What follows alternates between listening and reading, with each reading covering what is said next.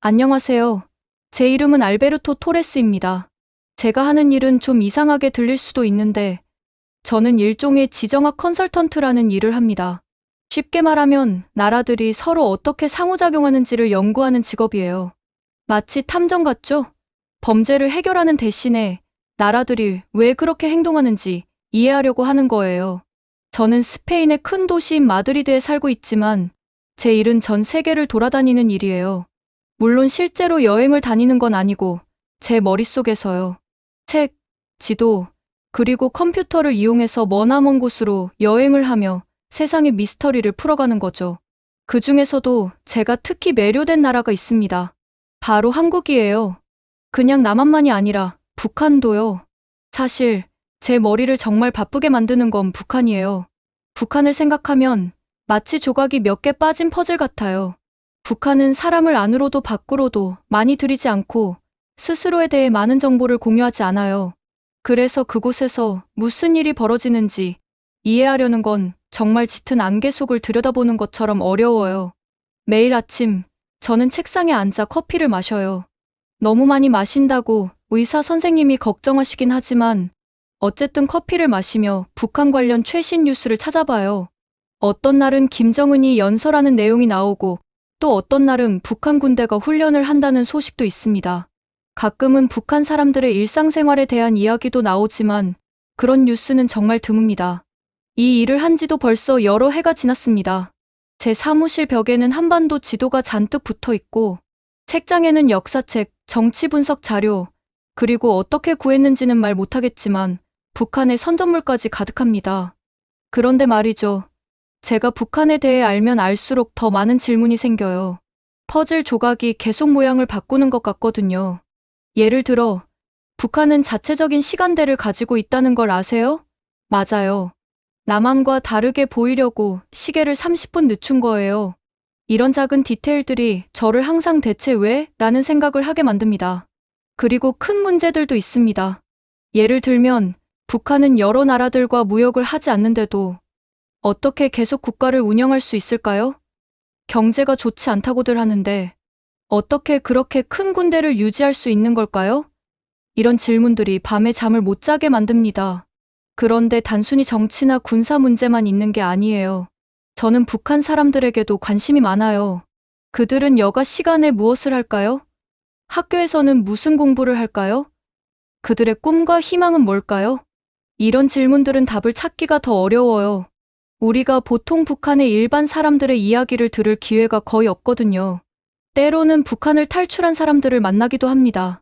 그들의 이야기는 언제나 흥미롭고 때론 무섭기도 하고 정말 많은 것을 깨닫게 해줘요. 그들의 이야기를 들으면 뉴스 헤드라인만 보고 북한을 단순히 문제로 생각하는 게 아니라 그곳에서 수백만 명의 사람들이 매일 살아가고 있다는 걸 다시 상기하게 돼요. 하지만 물론 상황은 복잡합니다. 북한의 운영 방식은 많은 사람들에게 힘든 삶을 만들고 있습니다. 우리가 흔히 누리는 자유를 그들은 누리지 못합니다. 해외로 여행을 간다거나 자기 사업을 시작한다거나 외국 영화를 본다거나 그런 것들이 불가능하죠. 적어도 합법적으로는요. 이건 정말 큰 질문들이고 솔직히 말하면 저도 답을 다 알고 있진 않아요. 하지만 그게 괜찮아요. 그 덕분에 제 일이 계속 흥미로워지거든요.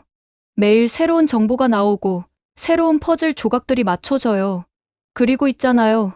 언젠가 제가 나이가 많이 들어 머리가 하얗게 될 때쯤, 아니 사실 지금도 이미 조금씩 그렇지만 그때쯤엔 이 모든 것들이 어떻게 펼쳐졌는지 되돌아볼 수 있을 것 같아요. 그때까지는 계속 지켜보고 배우고 이 수수께끼 같은 나라를 이해하려고 노력할 거예요. 그러니까 다음번에 뉴스에서 북한 이야기를 듣게 된다면 저를 떠올려 주세요. 아마도 저는 마드리드에 있는 사무실에서 커피 한 잔을 들고 그게 무슨 의미일지 고민하고 있을 테니까요. 일상처럼 뉴스를 훑어보던 중 한 헤드라인이 제 눈에 확 들어왔습니다. 북한, 드론 사건에 강하게 반응하다. 그 순간 심장이 빠르게 뛰기 시작했습니다. 이건 단순한 일상이 아니었습니다. 제가 지리적 정치 컨설턴트로서 기다리던 바로 그 순간이었죠. 기사 제목을 클릭하고 읽어내려가면서 매 문장마다 눈이 점점 더 커졌습니다. 북한의 지도자 김정은이 단순한 드론 목격 사건에 예상 밖의 강한 반응을 보였다는 거였습니다. 솔직히 말해서 저는 그동안 북한을 연구하며 많은 일을 봐왔는데 이번 일은 정말 충격적이었습니다. 처음에 그들은 해안가에서 포격을 시작했습니다. 그 거대한 포가 물 위로 울려 퍼지는 소리를 상상해 보세요. 근처에 있던 사람들에게는 얼마나 무서웠을까요? 하지만 그게 시작에 불과했습니다. 그 다음은 위협이었습니다. 김정은 정권이 군사 행동을 언급하기 시작했는데 그 말투는 언제라도 전쟁을 일으킬 수 있다는 듯 했습니다. 마치 누군가가 가슴을 쭉 펴고 나한테 덤비지 마 라고 소리치는 것 같았습니다. 그런데 그 누군가가 한 사람이 아니라 나라 전체였습니다. 컴퓨터 화면을 바라보며 뭔가 이상하다는 느낌을 지울 수 없었습니다. 이건 단순히 나라가 힘을 과시하는 것 같지 않았습니다. 오히려 두려움에 가까웠습니다. 마치 궁지에 몰린 동물이 두려움에 발버둥 치는 것 같았습니다. 저는 유럽 외교관들을 위해 보고서를 작성하면서 우리가 굉장히 중요한 순간을 목격하고 있다는 생각을 떨칠 수 없었습니다. 북한이 강하게 나오는 건 그들이 강해서가 아니라 두려워하고 있기 때문이었습니다.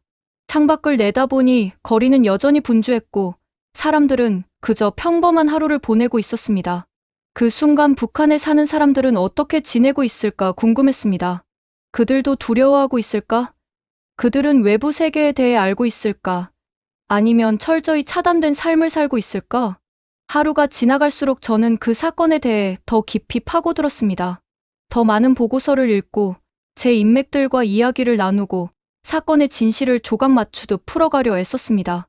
새로운 정보가 들어올 때마다 점점 더 확신이 들었습니다. 북한은 문제가 생겼고 그들은 그것을 감추기 위해 모든 수단을 동원하고 있는 거였습니다. 그날 밤 집에 갈 준비를 하면서도 배운 것들이 머릿속을 떠나지 않았습니다. 앞으로 몇 달, 어쩌면 몇 년이 정말 중요하겠다는 생각이 들었습니다. 북한에서 벌어지는 일이 전 세계에 큰 영향을 미칠 수 있을 테니까요. 사무실 문을 잠그고 따뜻한 저녁 공기를 마시며 저는 다짐했습니다. 계속 지켜보고 배우고 북한에서 정말로 무슨 일이 벌어지고 있는지 사람들에게 알려주기 위해 최선을 다하겠다고요. 한숨을 깊게 쉬면서 컴퓨터 화면에 떠있는 사진들을 바라봤습니다. 사진 속에는 북쪽과 남쪽을 이어주던 길이 있던 자리에 잔해와 뒤틀린 금속들만 남아 있었습니다. 불과 며칠 전까지만 해도 이 길들은 멀쩡했는데 지금은 희미한 희망의 실처럼 국경을 가로지르던 모습이 다 사라져 버렸으니 믿기지가 않았습니다. 도대체 왜 이런 짓을 한 걸까? 저도 모르게 혼잣말을 하면서 고개를 저었습니다. 파괴된 모습을 보면서 저도 자연스럽게 이 길들이 처음 만들어졌을 때로 생각이 돌아갔습니다. 그때는 두 나라가 조금씩이라도 가까워질 수 있을 거라는 낙관적인 분위기였거든요. 뉴스에서 오랜만에 가족을 만나 눈물 흘리며 기뻐하는 사람들을 보던 게 기억났습니다. 수십 년 동안 못 본 친척들을 껴안던 그 장면들은 정말 감동적이었습니다. 그 길들은 단순한 도로나 콘크리트가 아니라 한반도가 언젠가 다시 하나가 될 수 있다는 가능성의 상징이었습니다. 그런데 이제 그 상징들이 다 무너져 버린 거예요. 의자에 기대어 앉아 이 모든 일이 어떻게 된 건지 이해하려고 애썼습니다. 왜 김정은이 북한의 지도자가 이런 길들을 파괴하라고 명령했을까? 너무 극단적인 행동처럼 보였습니다. 이 질문을 곱씹으면서 단순히 물리적인 연결을 끊는 게 아니란 걸 깨달았습니다. 그건 더 깊은 무언가를 자르려는 시도였습니다. 길만 끊으려는 게 아니네. 저도 모르게 소리내어 말했습니다. 생각까지 차단하려는 거야. 컴퓨터에서 새 문서를 열고 생각나는 걸 바로 타이핑하기 시작했습니다. 쓰면 쓸수록 점점 더 명확해졌습니다. 이 길들은 단지 사람들만 오가게 하는 통로가 아니었습니다. 정보가 흐르는 길이기도 했던 거죠. 누군가가 국경을 넘을 때마다 그들은 이야기, 경험, 그리고 다른 삶의 방식을 한 움큼씩 들고 돌아왔을 거예요. 김정은 같은 지도자에게는 그 정보의 흐름이 위협으로 보였을지도 몰라요. 자신의 국민들이 뭘 알고 뭘 믿는지를 철저하게 통제해야만 하는 사람에게는 말이에요. 그래서 길을 파괴한 거예요. 단순히 남북한 사이의 이동을 어렵게 만들기 위한 게 아니라 외부 세계로부터의 문화와 정보, 영향력이 들어오는 걸 막으려는 거였습니다. 타이핑을 멈추고 잠시 생각에 잠겼습니다. 북한에서 사는 사람들은 어떤 기분일지 상상해봤습니다. 그들 대부분은 태어나서 한 번도 자기 나라를 벗어나 본 적이 없고 외부 세계의 정보를 자유롭게 접할 수도 없잖아요. 정부는 그들이 TV에서 보는 것, 신문에서 읽는 것, 학교에서 배우는 것까지 모두 통제하고 있습니다. 마치 거품 속에서 사는 것 같겠네. 저도 모르게 중얼거렸습니다. 그 생각에 왠지 모르게 슬픔이 밀려왔습니다. 하지만 곧 떠오른 건 외부 세계를 알고 싶어하는 북한 사람들의 이야기가 있었습니다. 그들은 외국 영화나 드라마가 담긴 USB를 몰래 들여오면서 목숨을 걸기도 했고, 또 어떤 사람들은 남한에서 나오는 라디오 방송을 몰래 듣기도 했습니다. 이런 작은 반항들이 보여주는 건 사람들의 호기심과 지식에 대한 갈망은 쉽게 사라지지 않는다는 사실이었습니다. 글을 계속 쓰다 보니 김정은이 길을 파괴한 이 결정 속에 중요한 의미가 숨겨져 있다는 걸 깨달았습니다. 그건 두려움이었습니다. 강하고 자신감 있는 지도자의 행동이 아니라 오히려 통제권을 잃을까봐 두려워하는 사람이 내린 절박한 선택처럼 보였습니다. 그의 국민들이 자신들이 믿어왔던 세상이 전부가 아닐지도 모른다는 생각을 하게 되면 그 정부에겐 큰 위협이 되겠죠. 정보라는 게 얼마나 사람들의 인식과 신념을 바꿀 수 있는지 생각해봤습니다. 단 하나의 새로운 생각, 다른 시각, 또는 새로운 지식 하나만으로도 사람들은 자신들이 당연하게 여겨왔던 것을 의심하기 시작할 수 있거든요. 국민을 엄격하게 통제하는 정부라면 그런 변화는 정말 위험하게 느껴질 수밖에 없을 거예요. 그러니 이렇게 겁을 내는 거겠지. 저도 모르게 이해가 되기 시작했습니다. 그날은 몇 시간 동안 계속 글을 쓰면서 제 생각과 관찰을 정리했습니다. 글을 쓰면서도 복잡한 감정들이 교차했습니다. 남북한을 이어주던 연결이 끊긴 것에 대한 슬픔, 북한 사람들을 더욱 고립시키는 상황에 대한 걱정, 그리고 정보와 아이디어는 어떤 환경에서도 결국 퍼져나간다는 희미한 희망까지요.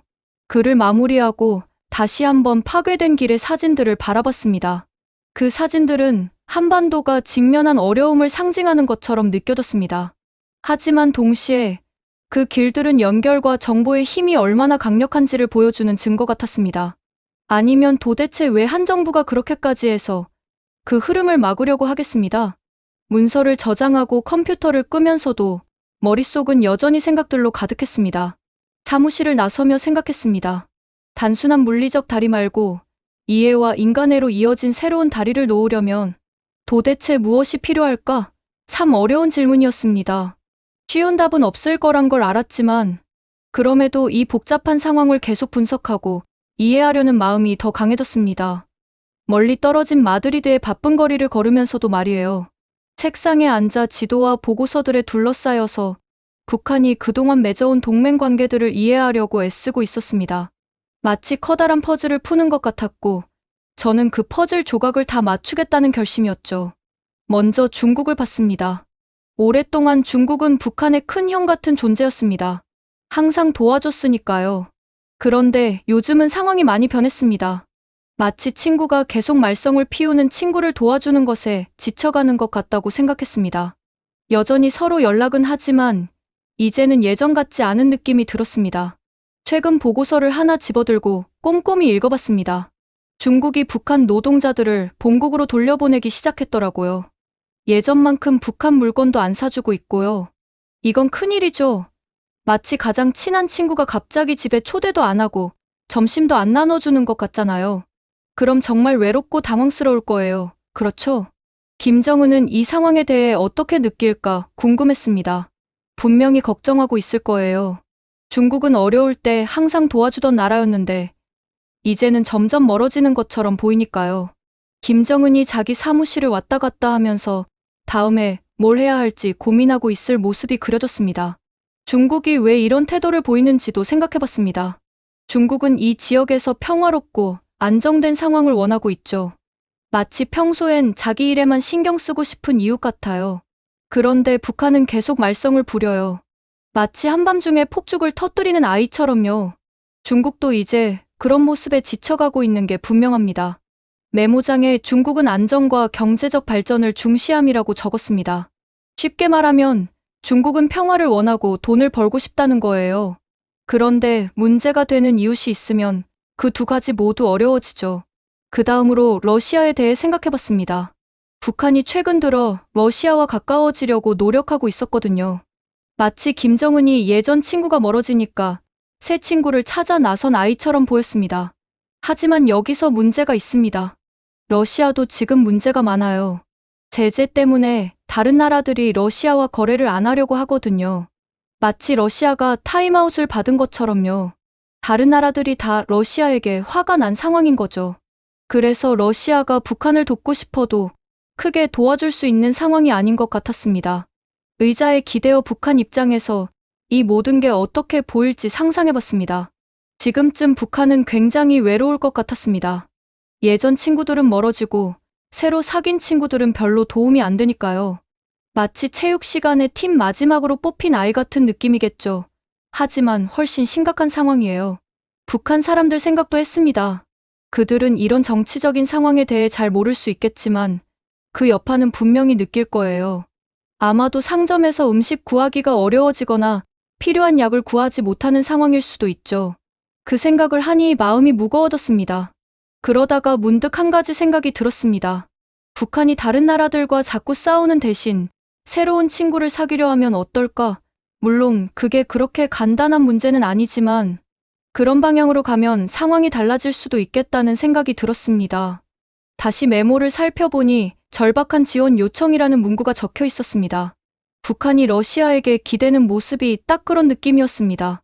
마치 물에 빠진 사람이 지푸라기라도 잡으려는 것처럼요. 일어나서 창문으로 밖을 내다봤습니다. 거리엔 사람들이 분주히 움직이고 있었습니다.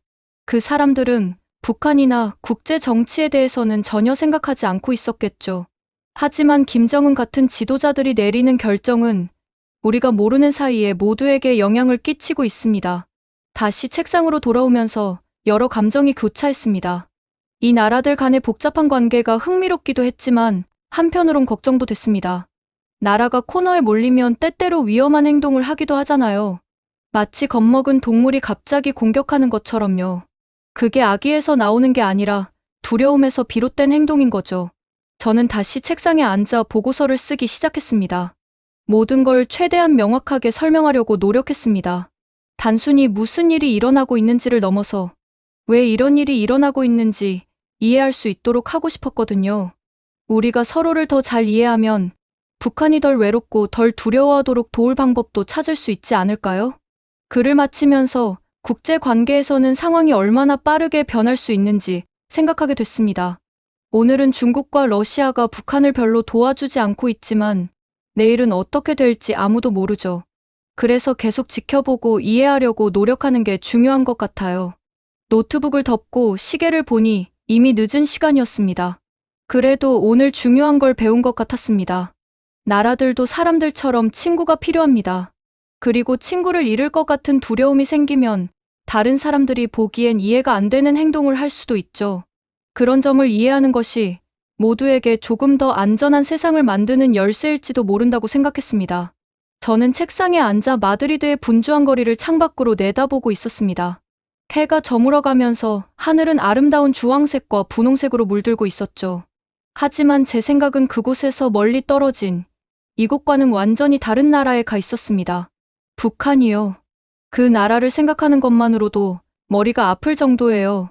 수년간 그 신비한 나라를 연구해왔는데 최근엔 모든 것이 너무 빨리 변하고 있습니다. 마치 바람에 흔들리는 카드로 만든 집을 보는 기분이랄까요. 언제 무너질지 확신할 수 없지만 뭔가 불안정하다는 건 확실히 느껴져요. 자, 하나씩 설명해 볼게요. 첫 번째는 김정은, 북한의 지도자죠. 요즘 그의 건강에 관한 이상한 소문이 들리고 있습니다. 어떤 사람들은 그가 아프다고 하고 또 다른 사람들은 괜찮다고 합니다. 포장된 선물 상자 안에 뭐가 들었는지 맞추는 것 같아요. 우리는 그저 모양이나 흔들어 봤을 때 나는 소리만으로 추측할 뿐이죠. 그런데 문제는요. 북한에서는 모든 것이 지도자를 중심으로 돌아가요. 그러니까 만약 김정은에게 무슨 일이 생기면 그건 단순히 한 사람이 아픈 걸로 끝나는 게 아니에요. 마치 폭풍 한가운데에서 배의 선장이 갑자기 사라지는 것과 같아요. 그럼 누가 배를 조종하죠? 배는 어디로 가게 될까요? 그 다음으로 중요한 질문은 만약 김정은이 더 이상 지도자로서 역할을 못하게 된다면 누가 그 자리를 이어받을지에 대한 거예요. 그의 여동생 김여정이 다음 후계자가 될 가능성에 대해 이야기가 나오고 있습니다. 하지만 이게 어떻게 진행될지는 아무도 몰라요. 북한은 항상 남자가 이끌어온 나라라서 여성 지도자가 등장하는 건 큰 변화가 될 거예요. 마치 학교에서 갑자기 왼손잡이만 반장이 될 수 있다고 결정하는 것처럼요. 분명 큰 충격이 될 거예요. 그런데요, 누가 지도자가 되는 문제만 있는 게 아니에요. 지금 북한 전체가 힘든 시기를 겪고 있는 것 같아요. 만약 여러분이 가족과 함께 가게에 가서 음식을 못 사고 전기도 부족해서 불이 자주 꺼진다고 상상해 보세요. 그게 바로 현재 북한에서 많은 사람들이 겪고 있는 현실이에요. 나라에 돈이 별로 없고 다른 나라들은 북한 정부의 행동을 좋아하지 않아서 무역도 하지 않으려고 합니다. 이런 상황 때문에 북한 내에서도 불만이 많아지고 있습니다. 원래는 잘 살던 부유한 사람들조차 이제는 불평을 하고 있대요. 마치 학교에서 인기 있는 애들이 갑자기 좋아하는 간식을 못 먹게 되고 핸드폰도 사용할 수 없게 된다면 그들도 당연히 불만을 터뜨리겠죠. 그래서 저는 북한에 큰 변화가 다가오고 있다고 생각합니다. 하지만 문제는 그 변화가 어떤 모습일지 전혀 모른다는 거예요. 나라가 서서히 열리면서 봄에 꽃이 피듯 천천히 변화할까요? 아니면 커다란 파도가 모래성을 무너뜨리듯 빠르게 무너질까요? 저는 북한이 갑자기 붕괴되면 무슨 일이 일어날지 걱정돼요. 그곳에는 수백만 명의 사람들이 살고 있는데 그들 중 많은 사람들이 이미 힘든 상황에 처해 있거든요. 만약 정부가 무너지면 아수라장이 될 수도 있습니다. 마치 학교의 모든 선생님과 교장이 하루아침에 사라진다고 상상해 보세요. 굉장히 혼란스럽고 무섭겠죠? 그래서 중국 같은 나라는 아마 이런 상황에 대비한 비밀 계획을 세우고 있을 거예요. 북한은 중국과 바로 이웃해 있으니까 중국은 자기 옆집에서 큰 문제가 생기는 걸 절대 원하지 않을 거예요. 마치 집에 불이 날 때를 대비해서 부모님이 미리 대피 계획을 세워두는 것처럼요. 그런 일이 절대 안 생기길 바라지만 혹시라도 대비하는 거죠. 이 모든 걸 생각해보면 상황이 얼마나 복잡한지 깨닫게 돼요.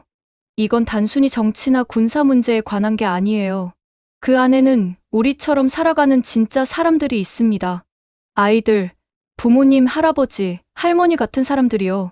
그들은 그 힘든 상황 속에서도 그저 평범하게 살아가려고 노력하고 있습니다. 솔직히 뭐가 어떻게 될지 제가 정확히 말할 수 있으면 좋겠습니다. 하지만 진실은 저도 모른다는 거예요. 아무도 몰라요. 하지만 우리가 계속 지켜보고 이해하려고 노력하고 무엇보다 중요한 건 그 무거운 말들과 두려운 뉴스들 속에 진짜 사람들의 삶이 있다는 걸 기억해야 한다는 거예요. 그들이 앞으로 겪게 될 변화가 어떤 것이든 그게 분명 영향을 미칠 테니까요. 창밖으로 마지막 햇빛이 사라지는 걸 보면서 저는 스스로에게 다짐했습니다. 북한에서 무슨 일이 일어나든 저는 그 나라를 더 잘 이해하려고 계속 노력할 거예요. 왜냐하면 이해하는 게 어떤 일이든 조금이라도 나아지게 하는 첫 번째 걸음이니까요. 저는 친구 지수와 함께 자주 가던 커피숍에서 마주 앉아 있었습니다. 신선한 커피 향이 가득한 가운데 저는 최근 북한에 대한 분석 결과를 지수에게 이야기하고 있었죠. 지수는 진지한 눈빛으로 제 말을 경청했고 제가 이야기를 마치자 그녀는 라떼를 한 모금 마신 후 조심스럽게 내려놨습니다. 알베르토, 그녀가 부드럽지만 단단한 목소리로 말했습니다.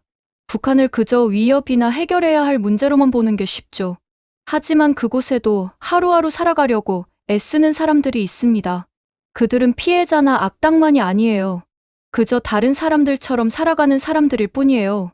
그 말이 마치 차가운 물을 뒤집어 쓴 것처럼 저를 깨우는 느낌이었습니다. 몇 번 눈을 깜빡였죠. 오랜 시간 동안 북한을 연구해왔지만 정말로 제대로 이해하고 있었을까요? 그날 밤, 저는 잠을 이루지 못했습니다.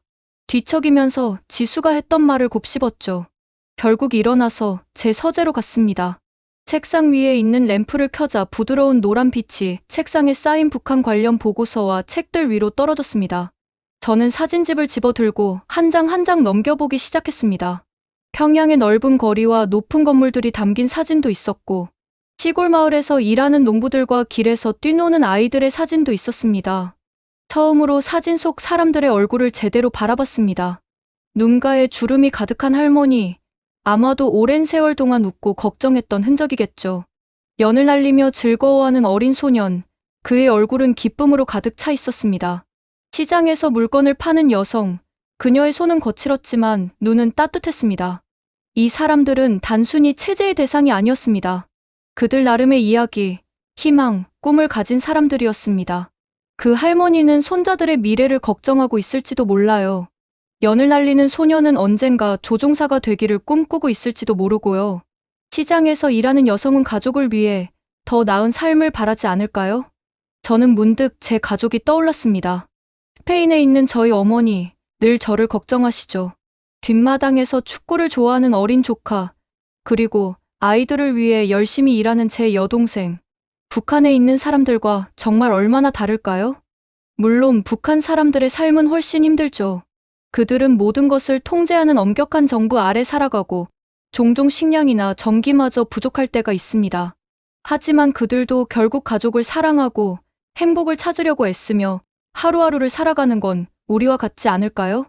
그동안 북한을 연구하면서 제가 중요한 걸 놓치고 있었다는 생각이 들었습니다.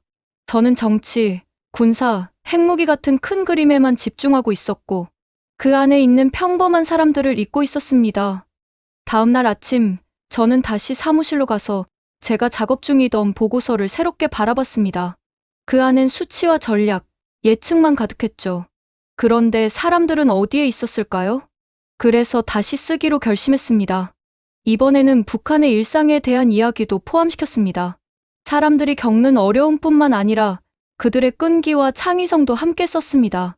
어떤 정치적 결정이 실제 사람들의 삶에 어떻게 영향을 미칠지 설명했죠. 글을 쓰면서 중학생들에게 이야기하듯 상상했습니다. 이 복잡한 상황을 어떻게 설명해야 그들도 이해할 수 있을까요? 간단한 단어와 명확한 설명을 사용했습니다. 그들이 공감할 수 있는 예시도 추가했죠. 만약 여러분의 학교가 외부에서 더 이상 아무런 물품을 공급받지 못하게 된다면 어떨까요? 저는 이렇게 썼습니다. 새로운 책도, 운동기구도, 미술용품도 없다고 생각해 보세요. 다른 나라들이 북한과 교역을 끊었을 때 북한이 겪은 상황이 바로 그런 느낌이에요. 독자가 생각해 볼 수 있는 질문들도 추가했습니다. 다른 나라 사람들과 자유롭게 대화할 수 없다면 여러분은 어떤 기분일까요? 자신이 하고 싶은 직업을 고를 수 없거나 어디에 살지 선택할 수 없다면 어떻게 하시겠습니다? 인터넷에 접속할 수 없고 외국 영화를 볼 수 없다면 여러분의 삶은 어떻게 달라질까요? 새로운 보고서를 마무리하면서 뿌듯함이 느껴졌습니다. 이제 이 보고서는 단순히 정치와 전략에 관한 것이 아니었습니다. 사람에 관한 이야기였죠. 실제로 살아가는 사람들, 그들의 삶과 희망, 그리고 어려움에 대한 이야기였습니다. 저는 지수에게 전화를 걸어 고맙다고 말했습니다. 덕분에 시야가 넓어졌어, 제가 말했죠. 이번 보고서는 내가 했던 일 중 가장 잘했다고 생각해. 다행이네, 지수가 말했습니다. 알베르토, 기억해. 모든 기사, 정책, 갈등 뒤에는 항상 사람이 있어. 그걸 잊지 말아요. 저는 그 약속을 지키기로 했습니다. 그날 이후로 북한을 포함해 어떤 나라를 생각할 때도 저는 항상 큰 그림 너머의 사람들을 보려고 노력했습니다. 개인들, 가족들, 그리고 그들의 공동체를요. 사람들의 관점을 기억하겠다고 다짐했습니다. 보고서를 제출하면서 제가 이제 보고 있는 것을 다른 사람들도 볼 수 있기를 바랐습니다. 한 나라를 이해한다는 건 단순히 그 나라의 정치나 군사력을 아는 게 아니라 그곳의 사람들을 이해하는 것이라는 거요. 그들의 꿈, 두려움, 그리고 일상 말이에요. 결국 중요한 건 바로 그거니까요.